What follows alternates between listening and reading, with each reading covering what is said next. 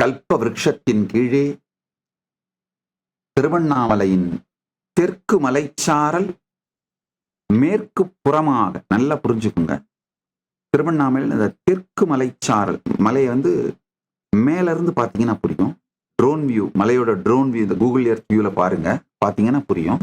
மேற்கு பக்கம் தெற்கு திசை நோக்கிய அந்த இடத்துல பாத்தீங்கன்னா ஒரு மிகப்பெரிய ஆலமரம் இருக்கும். பிசிக்கலா யாராலையும் அங்க கிட்ட போக முடியாது. அது நேரடியா கல்ப விருட்சம், கைலாசத்திற்கும் கல்ப விருட்சமே அது. அந்த ட்ரீயை எடுத்துட்டு இங்க பிளான் பண்ணியிருக்காங்க.